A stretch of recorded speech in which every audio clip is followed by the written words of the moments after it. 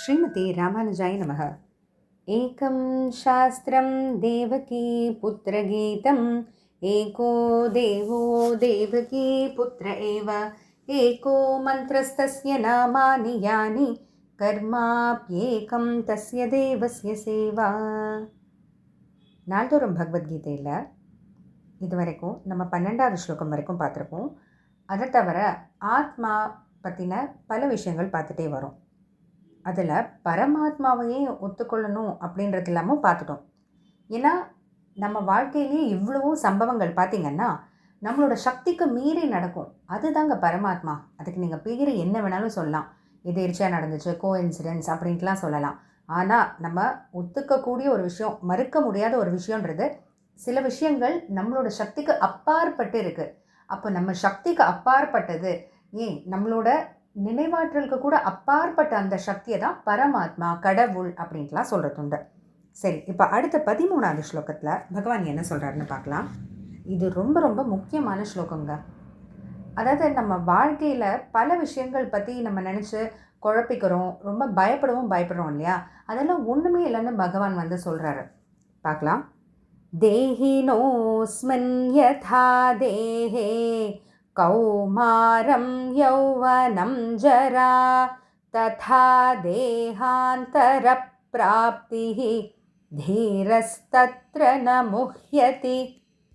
தேஹினோஸ்மின் யதா தேஹே, இந்த தேகம்ன்றது இந்த உடம்பில் இருக்கக்கூடிய ஆத்மாவானதுக்கு எப்படி இந்த உடம்பில் இருக்கிறதுனால தான் இந்த உடம்பு மாற்றங்கள் ஏற்படுது இல்லையா? ஸோ இந்த ஆத்மா இந்த உடம்புக்குள்ளேருந்து இந்த மாற்றங்கள் எல்லாம் வந்து சந்திக்குது. என்ன மாற்றங்கள்? கௌமாரம், யௌவனம், ஜரா. கௌமாரம்னா குமார பருவம், சின்ன வயசு. யௌவனம் டீனேஜ்னு சொல்லுவோம் இல்லையா, அந்த வாலிப வயசு. ஜரான்னா முதுமை, அந்த ஓல்ட் ஏஜ், அந்த வயசு. இதெல்லாம் எப்படி அது சந்திச்சுட்டு வருதோ, இந்த மாதிரி ஒவ்வொரு ஸ்டேஜு, இந்த மாதிரி ஒவ்வொரு பருவத்தை சந்திச்சுட்டு வருதோ நம்ம ஆத்மா, இந்த உடலுக்குள்ளே இருக்கிற இந்த ஆத்மா, ததா தேகாந்தர பிராப்திகி, ததா அதே போல, தேகாந்தர பிராப்திகி இந்த தேகம் போன பிறகு, இந்த உடல் போன பிறகு, இறப்புக்கு அப்புறம், தீரஸ்தத்ரன முஹ்யதி இன்னொரு உடலை எடுத்துக்குது. அதனால ஒரு தீரனா என்ன, பிரச்சனைகளெல்லாம் வந்து நல்லா எதிர்கொள்ளக்கூடியவன், இதெல்லாம் பார்த்து பயப்பட மாட்டான் அப்படின்ட்டு பகவான் சொல்கிறாரு. அர்ஜுனா, நீ என்னவோ பயப்படுறியே, நான் என்ன பண்ணுறது, துரோணரை கொலை பண்ணா நான் என்ன பண்ணுறது, பீஷ்மரை கொலை பண்ணுறேன் நான் என்ன பண்ணுறதுன்னு. இதெல்லாம் பயப்படக்கூடிய ஒரு விஷயம்லாம் இல்லை. இது எல்லார் வாழ்க்கையிலையும் நடக்கக்கூடிய ஒரு விஷயந்தான். நம்ம ஆத்மா இந்த உடலுக்குள்ளேருந்து எப்படி வந்து சின்ன வயசு அப்படின்ற இந்த பால பருவம், வாலிப பருவம், வயதான பருவம், இந்த ஒவ்வொன்றத்தையும் மேற்கொள்ளுதோ, அதே போல் இந்த உடல் போன பிறகு இன்னொரு உடலை எடுத்துக்குது, அவ்வளோதான் அப்படின்ட்டு. இப்போது இதில் நமக்கு ஒரு கேள்வி வரலாம். ஆத்மாவுக்கு தான் வந்து பிறப்பு இறப்புலாம் கிடையவே கிடையாதே, அப்புறம் இந்த நம்ம உலகத்தில் வந்து பிறக்கிறோம் இறக்குறோன்ட்டுலாம் பேசுகிறோமே, அப்போ எதை பற்றி பேசுகிறோம் அப்படின்னா ஒன்றுமே இல்லைங்க. இந்த இறப்பு பிறப்பு அப்படின்றது என்னன்னு புரிஞ்சுக்கிட்டா நமக்கு இந்த பயம்லாம் கூட நம்ம தைரியத்தோடு மேற்கொள்ளலாம். பயம் ஒரேடியாக போய்டும்ட்டு யாரும் சொல்ல. பிறப்பு அப்படின்றது வந்து இந்த ஒரு ஆத்மா ஒரு உடலோட தொடர்பு கொள்ளும்போது அதுதான் பிறப்புன்னு சொல்கிறாங்க. அதே போல் இறக்கிறது அப்படின்னா இந்த ஒரு உடலை விட்டு அந்த ஆத்மா வெளியேறுது இல்லையா, பிரியுது இல்லையா, அதை தான் இறப்புன்னு சொல்கிறாங்க. நம்ம ஆதிசங்கரரே வந்து அதை தானே சொல்லியிருக்காரு. புனரப்பி ஜனனம் புனரப்பி மரணம் புனரப்பி ஜனனி ஜடரே சயனம்னு. புனரப்பி ஜனனம், திரும்ப திரும்ப பிறக்கிறோம். புனரப்பி மரணம், திரும்ப திரும்ப இறக்குறோம்.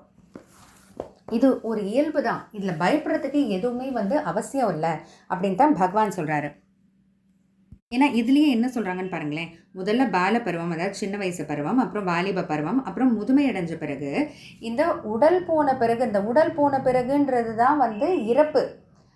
அப்போது அந்த ஆத்மா அந்த உடலை விட்டு வெளில போகுது, அதை தான் இறப்புன்னு சொல்கிறாங்க. வெளில போயிட்டு திரும்ப இன்னொரு உடல் எடுத்துக்குது, அதுதான் அடுத்த பிறவி, வேறு எதுவுமே இல்லை. அதனால அர்ஜுனா, இந்த பீஷ்மருக்குள்ளே இருக்கக்கூடிய அந்த ஆத்மாவானது பால பருவம் முடிஞ்சு, வாலிப பருவம் முடிஞ்சு, இப்போ முதுமை பருவத்தில் இருக்குது.